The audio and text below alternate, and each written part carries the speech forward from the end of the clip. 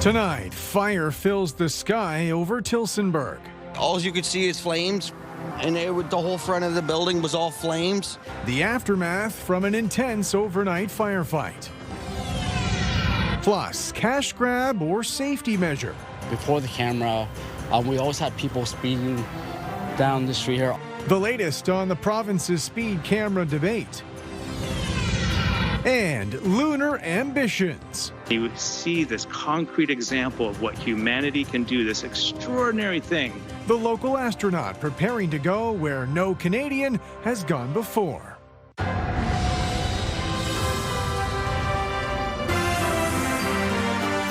CTV News with Carlyle Fiset.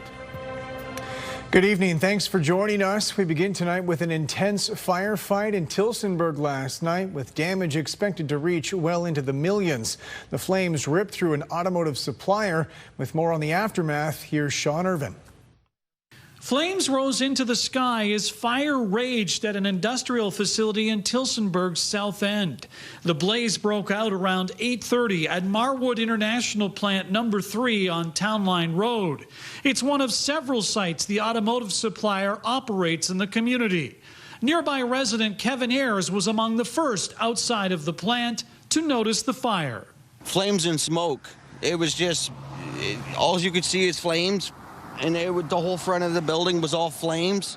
Initially, Tillsonburg crews were able to battle the fire from the inside of the plant. But within 15 minutes, they were forced to retreat and stage outside. Staff on site had tried to control it with fire extinguishers, but it had gotten too big too quickly. They notified 911. Firefighters from as far away as Ingersoll joined the fight, which included aerial units and upwards of 45 firefighters. Firefighters remained on scene well into the morning hours as they looked to contain the blaze. A cause has already been determined. The crews that were there was an indication that the fire had started in a mechanical area. It was right next to where some stored product was ready for shipping. And it appears that the fire had spread to that stored product. Any further investigation is expected to prove challenging as a portion of the building's roof caved in. The area of origin is very unsafe and unstable, so the structure itself is highly compromised in the area of origin. Thankfully, firefighters prevented flames from spreading to the main production area. CTV News attempted to speak to Marwood representatives in person and over the phone about the status of production and the impact on employees. We did not receive a response. Still, with damage reaching into the millions, it will be some time before full production resumes. That doesn't include the time frame for rebuild and any lost productivity. It was crazy. I'm just lucky and thankful that nobody was injured. Sean Irvin, CTV News. An update today on the City of London's Hub's strategy on homelessness. Researchers are touting the program's early success, but as Daryl Newcomb reports, the demand for these services is only increasing.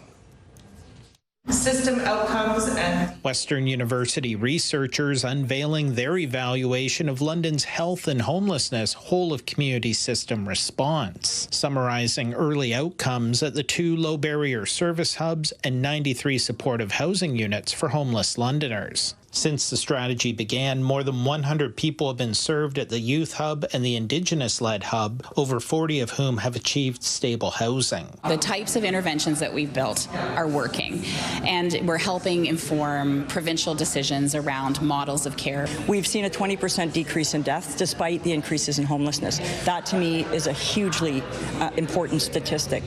But there's also costs, right? I mean, that is an important consideration as well. The report details how some participants significantly decreased their costly interactions with emergency rooms, first responders, and the justice system. Despite the report's finding that the whole-of-community response to homelessness is effective at getting participants into stabilized housing, other data suggests that London's homelessness crisis continues to get worse. Since 2022, homelessness in London has grown by 19%, although the mayor points to the provincial average of 25%. Our population is expanding faster than others, our rate of homelessness is going up, but at a pace that is less than what others are seeing across the province. So we would be in a much worse situation today if we had done nothing. Both hubs are experiencing wait lists, and the report warns of, quote, a workforce stretched thin by distress, exhaustion, and chronic underfunding. The future of London's two hubs remains uncertain, given they've yet to secure long-term operating funds from the province. And the mayor says this about the municipality potentially picking up the tab. Ideally, that won't happen. It'll be a discussion the council will have to have if we get to that point. But what we have here is we have moved forward with a data measurement framework that provides a really, really solid case for provincial investment in these services. This problem isn't going to go away. So stopping what we're doing is not going to solve the problem. The evaluation of London's homelessness strategy will be considered by the Community and Protective Services Committee September 29th. Daryl Newcomb, CTV News. Good evening. Conditions across our region wet and dreary. Temperatures, though, on the very mild side in London on the hour. 20 degrees, Midwestern Ontario 18 to 19. Periods of rain continue this evening with the risk of thunderstorms. If we get under one of those thunderstorms, about 40 millimeters of rainfall possible. We have had a few storms in Oxford County over the last hour and some storm action right now towards the Chatham-Kent area. As we head through tonight, 60% chance of rain and thunderstorms will continue. A stationary boundary just off to the south of our region continues to bring rounds of rainfall. Temperature will hold at about 17 degrees until midnight. The chance for showers drops to about a 30% chance overnight, and winds will be light and variable. Coming up, I'll take you through the forecast. There are brighter days on the horizon. Lots of sunshine in the extended forecast, but a little bit more rain to get through. I'll have all your local weather details coming up. Thanks, Julie. A pair of crashes just minutes apart caused significant delays this morning along Warncliffe. One vehicle came to rest on top of several guy wires attached to a hydro pole near Empress and Warncliffe. That was around 10 a.m. and no injuries were reported there. Around the same time, emergency responders were called to a two-vehicle crash a few blocks away. This crash was at Warncliffe and Horton, which ended up diverting traffic while the scene was cleaned up. No serious injuries were reported there. London police say they've laid charges in an apparent street racing investigation. According to London police, officers impounded this vehicle after witnessing two drivers speed along Colonel Talbot just north of the 402. Police say about 50 people were out of their cars watching the drivers race. They say they were able to take down one of the license plates from a vehicle involved and tracked it down the next day, laying several charges against a 21-year-old. Premier Doug Ford is expected to hold a news conference tomorrow morning addressing speed cameras. He'll do so after a Toronto newspaper reported the Premier is looking at legislative options to outlaw the neighborhood safety measure. With more on the reaction here in London, here's Rita Ismail. This is one of 7 automated speed enforcement cameras operating across the city of London. Before the camera, we always had people speeding down the street here off Heron Street. And even though we have a school here. In 2019, Ford cleared the way for municipalities to install speed cameras on local roads. Now he has taken a U-turn, calling them nothing but a tax grab. This, even though data from police has shown the cameras are effective in deterring drivers from speeding near school zones. We want to ensure that that they are not revenue generating cameras. That is not the intent of automated speed enforcement cameras. They need to be placed where there is evidence to support their use, and that evidence generally comes through the analysis of data. Last year, speed enforcement cameras like this one here on Fallon's Lane brought in about $500,000 for the City of London. However, the city says it only saw about $105,000 of that because there are costs associated with running the program, and the province gets a share of that as well. The city doesn't get all of this money back. We don't spend it in London on whatever we want. Again, I think this is something the Premier could regulate. Say that all revenue goes back into road improvements. That would be fine. That's what we're doing in London. Lewis says he understands why the Premier wants to remove the cameras, but adds that it's not the answer. There have been some bad actors in other municipalities designating everything as community safety zones to let these cameras go everywhere when the original intent was school zones. But the province can fix this. They don't have to throw the baby out with the bathwater. Regulate through the Ontario regulations. specifically limit them to school zone. The city says the cameras are leased and maintained by an outside contractor, and it has no plans to add more cameras at this time. This past Monday, at a press conference in Russell, Ontario, Ford hinted at new money to encourage drivers to slow down. We're going to be giving municipalities across the province a lot of money to put in all sorts of street calming methods, from little turnabouts, from speed bumps to flashing signs. Premier Ford, along with the Minister of Transportation, are scheduled to provide remarks regarding speed cameras tomorrow morning in Vaughan.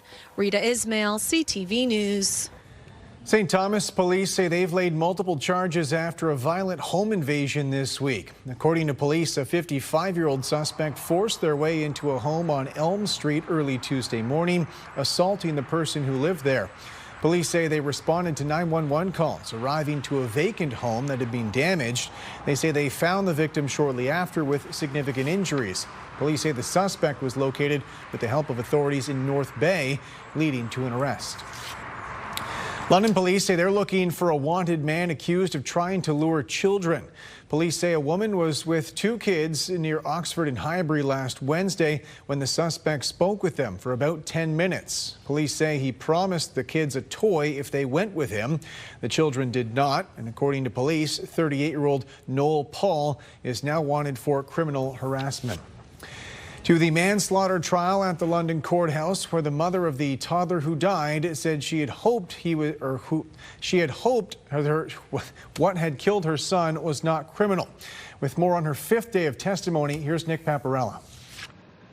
While testifying, Roseanne Vanderweel has always maintained that she wants to find out what caused the death of her 15-month-old son, Nathaniel McClellan. The toddler died from a head injury in October of 2015 after spending the morning at the house of his babysitter, 46-year-old Megan Van Hoof, who lived in Strathroy. Vanderweel told the court, "I know I dropped off a healthy child." She continued, "I don't know how things unfolded. That's why we are here."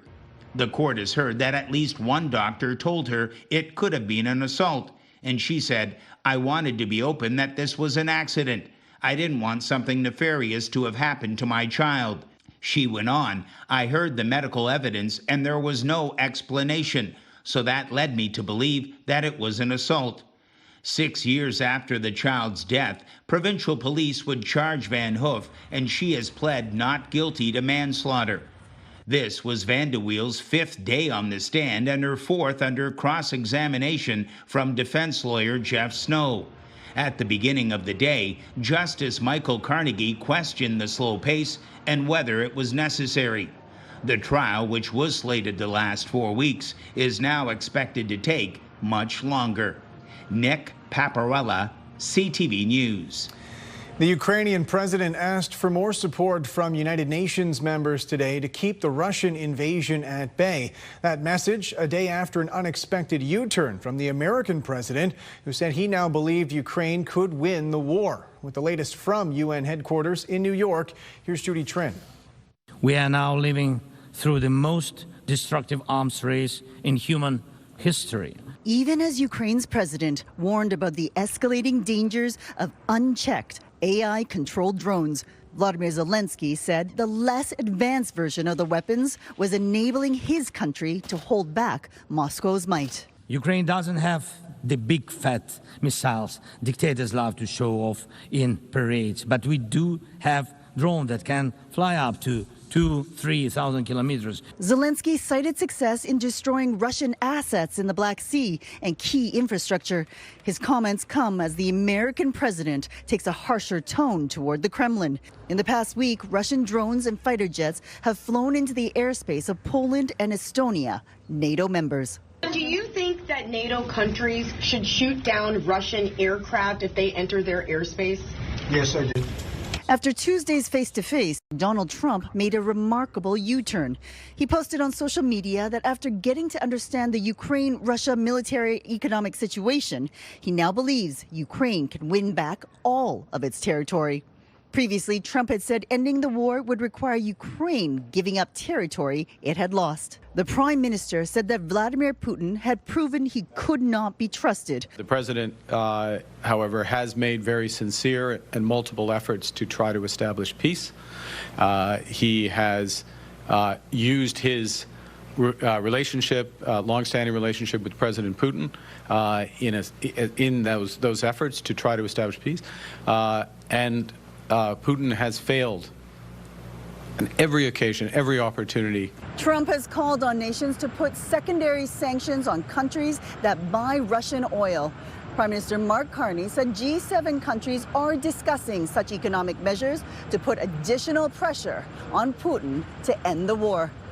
Judy Trin, CTV News, New York. The crew preparing for a historic space mission spoke today, which includes local astronaut Jeremy Hansen. He's one of 4 people heading for the moon next year, becoming the first Canadian to venture into deep space. With more on his mindset and the build-up to launch, here's Lauren Stallone. If all goes to plan, 4 astronauts will soon blast off on a mission that's been a long time coming, a return to the moon. Artemis 2 is about much more than just going back to the moon. It is about the pursuit of excellence. London-born astronaut Jeremy Hansen addressed Canadians at NASA's Artemis 2 mission news conference Wednesday morning. You should also be extraordinarily proud that we are represented in the Artemis program.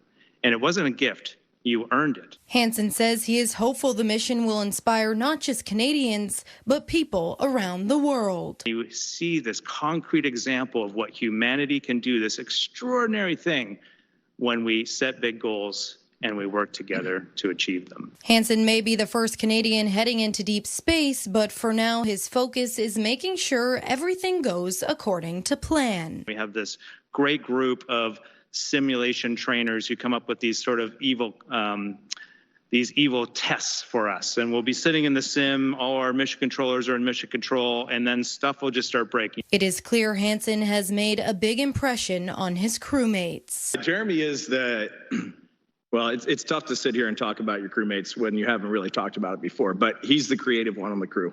There's nothing that he doesn't just think about. The mission is set to take off early next year. Lauren Stallone, CTV News. A special curling event is coming to Bruce County next year, bringing together 2 of the sport's most notable names for a competition that hasn't been contested in decades. With more, here's Scott Miller. 2 of the best curling squads in Canada will square off in a 3-day curling event in Port Elgin next year. This is huge. Yeah, well, you think of it, it's potentially the top 2 teams in Canada, men and women's. We know it's the #1 women's team in the world. We're hoping that it's 2 gold medal teams by the time we have that event. Brad Jacobs and Rachel Homan will bring their prestigious curling squads to Port Elgin for a Battle of the Sexes curling skins game, doubles match, along with a fantasy curling camp from September 25th to 27th next year. It's really exciting to be a part of events like that and create excitement around, the men versus women. It's just a fun concept, and, we're great friends with those guys, so it'll be a fun, entertaining match to watch. Port Elgin converted their arena into a 4-pad curling rink when they hosted the Ontario Tankard and Scotties Championships 2 and 3 years ago. The battle builds off the success of those events, say organizers. We all started thinking about what other event could we host in this community, because we had a lot of success with the 2 tankards beforehand, and a Battle of the Sexes came to mind, and particularly the one that we had beforehand, I think it was 1986, with Marilyn Boda and Eddie Warnock. So it evolved from there. Well, it's certainly going to be exciting and, frankly, pretty cool to have 2 of the top curlers in Canada here in Port Elgin next year. This is really about raising money for local curling clubs that have been struggling for years. And every curling club you go to, they all have some type of an infrastructural need, be it a roof, a chiller, a dehumidifier. So we thought, what can we do in the way of an event where we could raise funds and spread the rewards amongst those different curling clubs. It's expected $100,000 will be split amongst participating curling clubs in Midwestern Ontario. A lot of that revenue may come from the Fantasy Curling Camp, which will be open to only 80 curlers to learn how to draw and sweep from the best of the best. Let's compare this to, you want to go to baseball camp and have the Blue Jays as the guys that are teaching you. You know, it's unheard of to be able to have this kind of quality people, and you're going to be able to rub elbows with them for 3 days. Holman, who's competing in London this week at the Grand Slam of Curling, says she is excited to return to Port Elgin to battle Brad Jacobs for Canadian curling supremacy, and mostly to have some fun. They had us there for provincials a few years ago and just did an amazing job, and so we can't wait to go back, and we know it's going to be a great event. In Port Elgin, Scott Miller, CTV News. When we come back, will there be a trickle-down effect for the CFL's rule changes? We speak with the local football community for their reaction, coming up next in the Tee Up.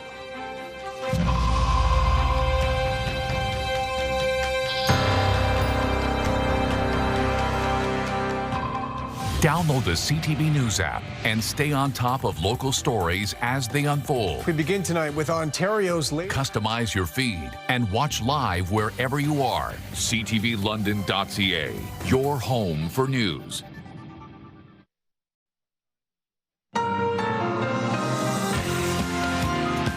Welcome back. It's the Tee Up with Brent Lail. And Brent, many of the world's best curlers are in London right now, a Grand Slam event underway. Yeah, on a day that Canada Curling announced the Canadian Club Championships are coming to St. Thomas next year, the top 16 men's and women's teams are playing for a major championship right here in town.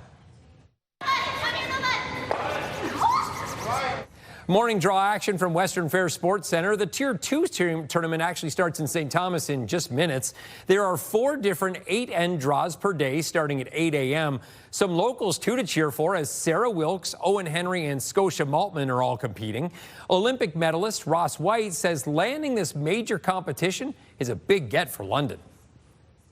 You've got the best teams in the world here competing, trying to win this event, and you're going to see some great curling the whole way through the event. And it's going to be good crowds, hopefully, towards the end of this week, and it's going to be a good atmosphere. It brings in a lot of tourism, hopefully a lot of money to the city, and to be able to come and watch in person, see the best curlers in the world, that should be pretty exciting for everyone. A pair of losses to start the season for the London Knights, including their home opener last Friday. Fair to say, though, Brent, this roster isn't close to full strength yet. Yeah, this franchise traditionally struggles out of the gate with so many players away at NHL camps. Good news is some reinforcements are arriving, including Sam O'Reilly today.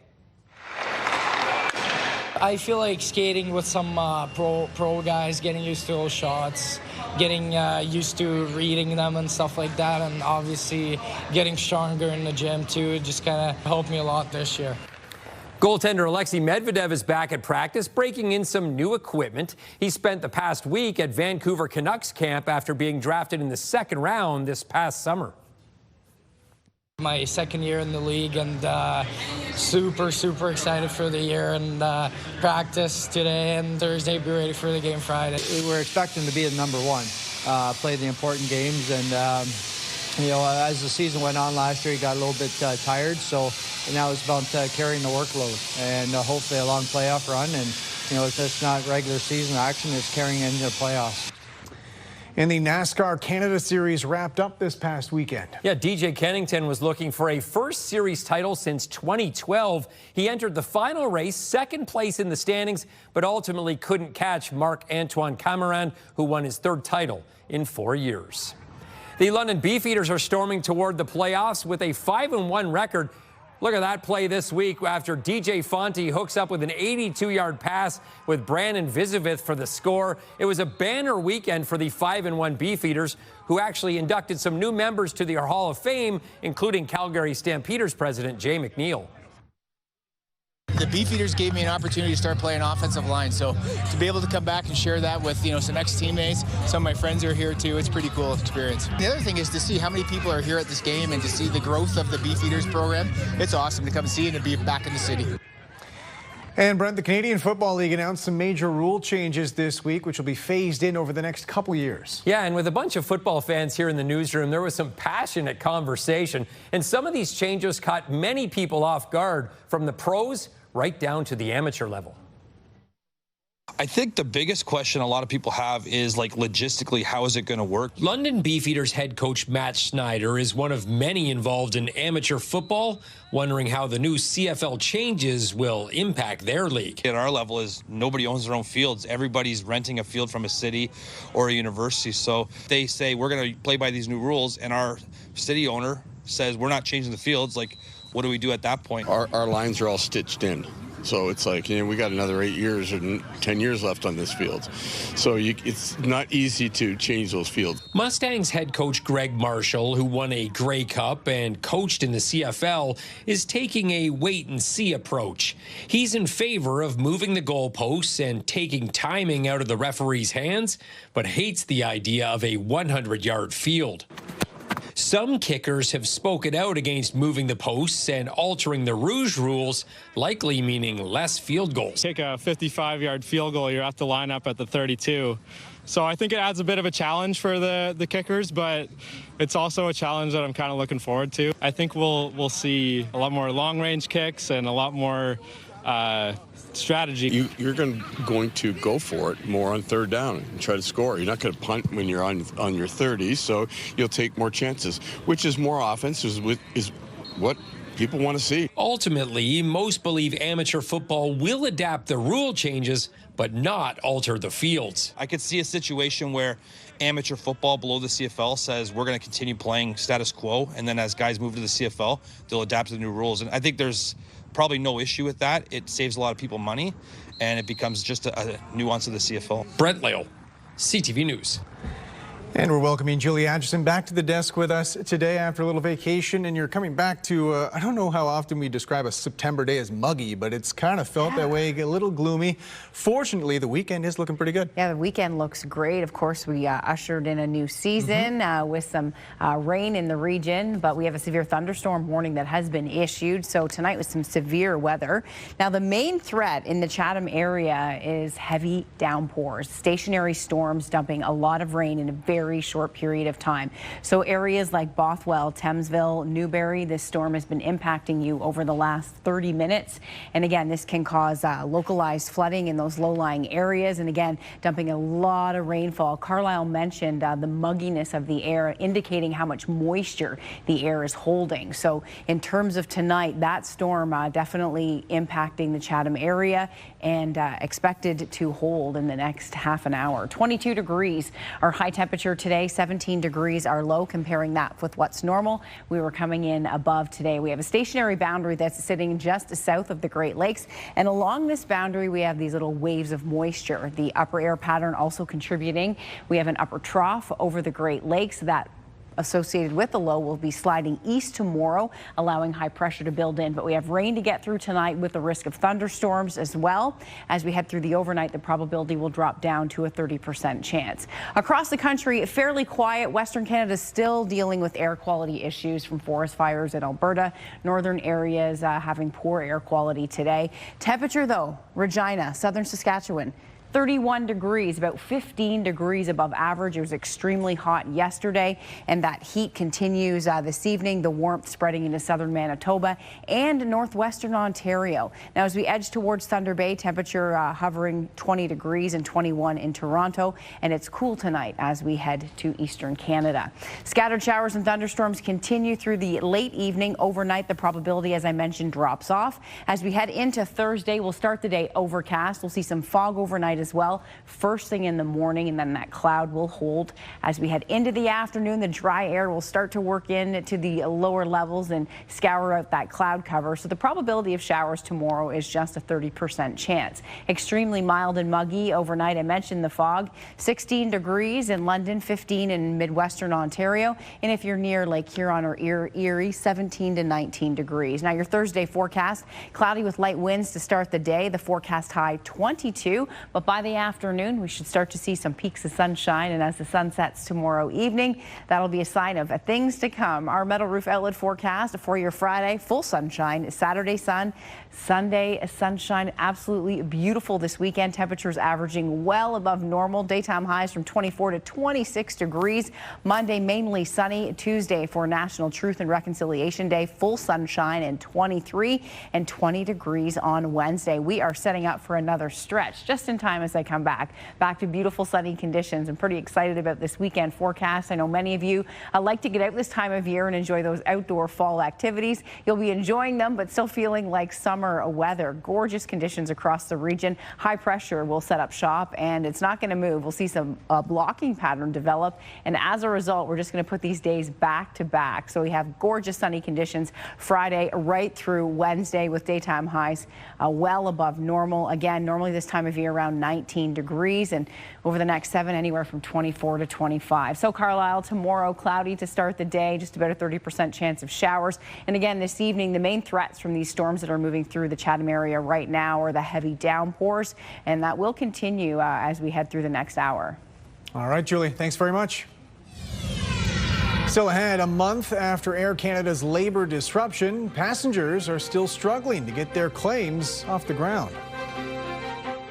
I think this is going to be the perfect Valentine's date night. Coming up February 12th, you're going to want to be in Toronto. Just announced, Eric Church is going to be playing Scotiabank Arena. If you want to go, check out Pure Country on Facebook for all the details.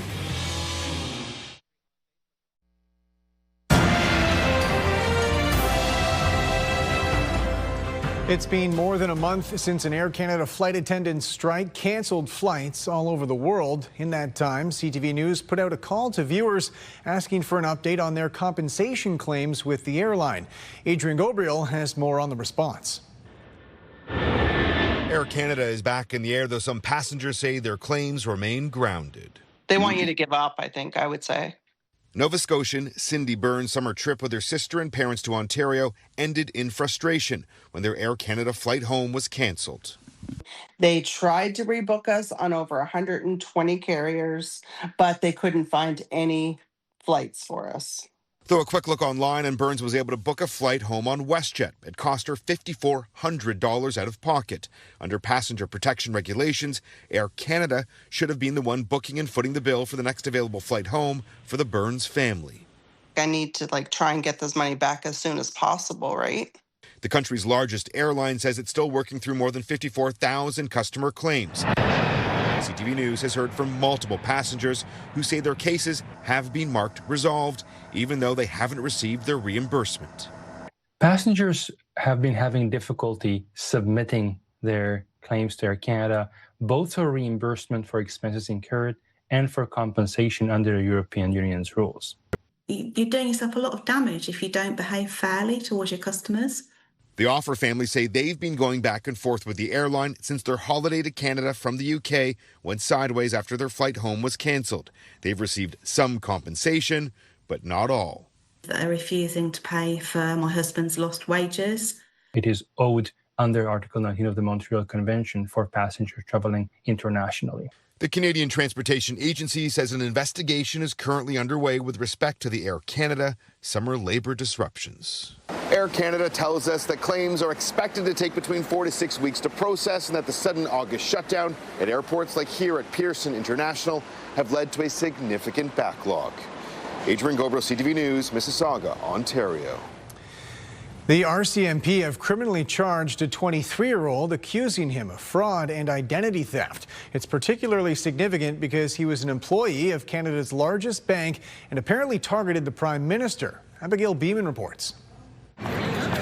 It all started in July with a tip-off complaint from RBC to the Mounties. Police accused then bank employee Ibrahim El Hakim of accessing, among other things, Prime Minister Mark Carney's personal data. The 23-year-old faces 4 charges: fraud over $5,000, unauthorized use of computer, identity theft, and trafficking in identity information. RCMP won't say if they believe the suspect is linked to organized crime. This is the Prime Minister's financial information. And what I gather from this is that this is clearly information that could be potentially leveraged by what we call a threat actor. The case is being handled by the RCMP's Integrated National Security Enforcement Team, but they note there is no threat to the Prime Minister's safety or national security. For its part, RBC says it independently identified unauthorized system access, took immediate action to engage authorities, and El Hakim is no longer employed at the bank. The bank didn't answer CTV News questions about whether high-profile client accounts are given more protection than average Canadians. It applies to all Canadians, so it just reminds everyone that, privacy and having system to prevent, fraudulent access to anyone's file is something that we should all be concerned about. I'm not aware of those details, actually. Yeah, but that would worry me. Yeah. The suspect has another court appearance here in Ottawa next week. Abigail Beeman, CTV News, Ottawa. Canada's main stock index finished in negative territory today, weighed down by the financial sector. The TSX down 59 points. In New York, the Dow dropped 172, the Nasdaq fell 76. The Canadian dollar down 1/3 of a cent. On commodity markets, gold lost almost $48 an ounce. Oil gained almost $1.60 a barrel. I knew I had a good dog, but it's a nice recognition. Later on CTV News, when a family pet comes to the rescue, a national honor for a Doberman deemed a hero. 5K a day is back on 97.5 Virgin Radio. Listen to Jeff, KP, and Backstage Ben for your chance to win $5,000 Every weekday. 5K a day. Virgin Radio.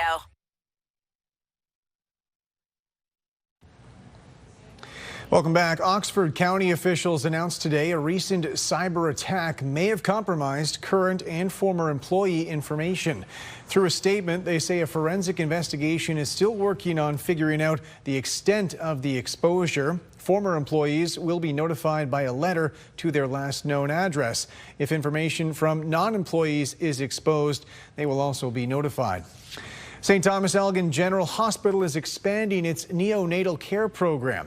Anyone at 32 weeks gestation or later can now deliver their child at the hospital. Previously, they had to travel to London or other cities if the baby arrived too early. An update today on renovation progress at a London library branch. It's the center point for so many in the community. I can tell you, I remember taking my kids when they're very little to their first story times here. Crews at the Sherwood branch say they're doing finishing touches on library transformation. Library officials say Sherwood has been significantly expanded to meet the needs of a growing population. The grand opening is planned for October 4th. Today's event included a $100,000 donation from a volunteer fundraising organization. The money helped create a new children's area, including the Sherwood Workshop.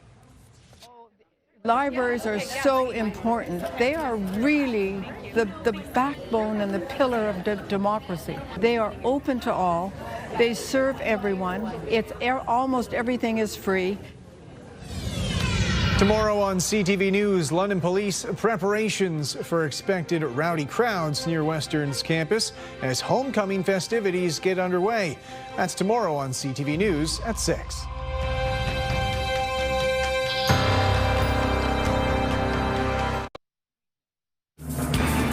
Today is National Tree Day. Thank you to Betty Fletcher. She took this photograph near Kamoka. We're starting to see some beautiful color change in our region. Chance for showers will wind down overnight, but clouds hold Thursday. We're in the clear Friday. Lots of sunshine right through the weekend with daytime highs in the mid-20s. An emotional Jimmy Kimmel returned to the airwaves last night. In his monologue, Kimmel praised Charlie Kirk's widow for forgiving the man accused of killing her husband. As ABC's Trevor Alt reports, he also spoke in defense of free speech. Walking out to a thunderous standing ovation, Jimmy Kimmel returning to late-night TV after a week off the air. Thank you. Anyway, as I was saying before I was interrupted. Kimmel's show was suspended amid apparent threats from the Trump administration following the host's comments last Monday about the ideology of the alleged shooter in Charlie Kirk's murder. Growing emotional, Kimmel now clarifying his remarks. I do want to make something clear because it's important to me as a human, and that is, you understand that it was never my intention to make light of the murder of a young man. I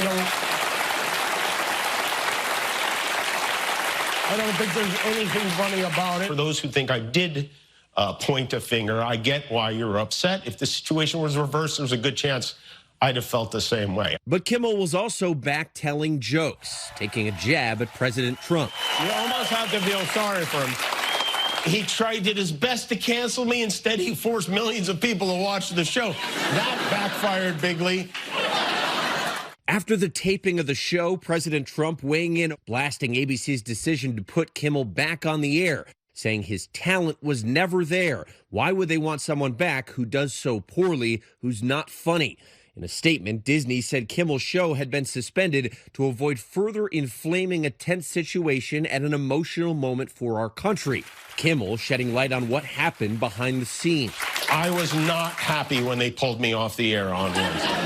I did not agree with that decision, and I told them that, and we had many conversations. The host also thanked those who came out to support him, including his fans, his fellow late-night hosts, and even voices on the right. Maybe most of all, I want to thank the people who don't support my show and what I believe, but support my right to share those beliefs anyway. But not everyone was able to watch. Nexstar and Sinclair, media groups that own dozens of local ABC affiliates, are still not broadcasting Jimmy Kimmel Live. Kimmel using his opening monologue to defend free speech.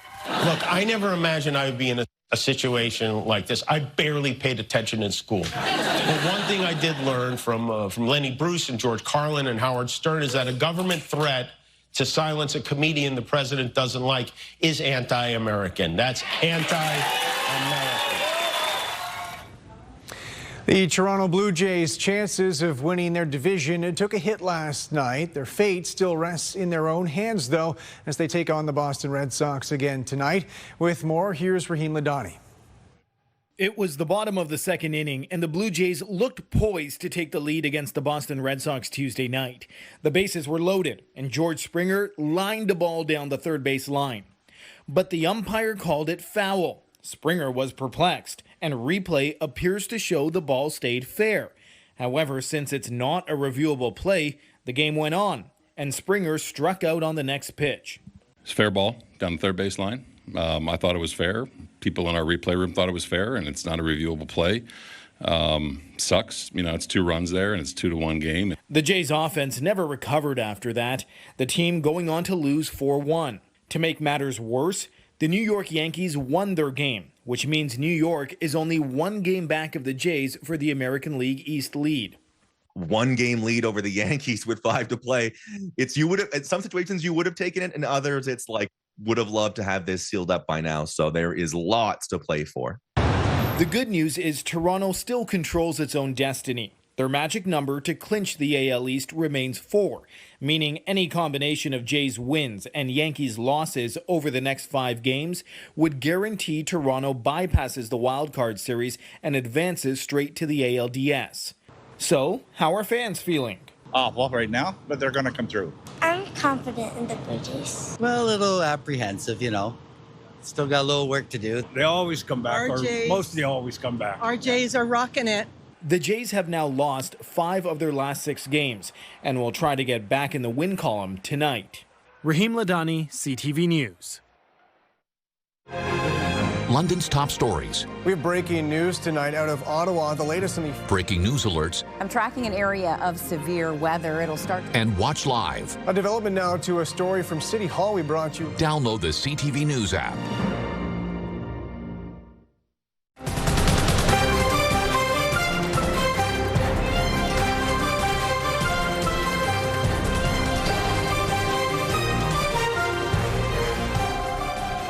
A tracking device has been attached to an entangled humpback whale off the coast of British Columbia. People on board a whale watching vessel spotted the distressed animal Sunday. They say it was caught up in discarded fishing gear. Fishery and Oceans Canada officials were notified, who attached a satellite tag to the trailing debris. They say that will allow rescuers to be more organized once weather and a location allow.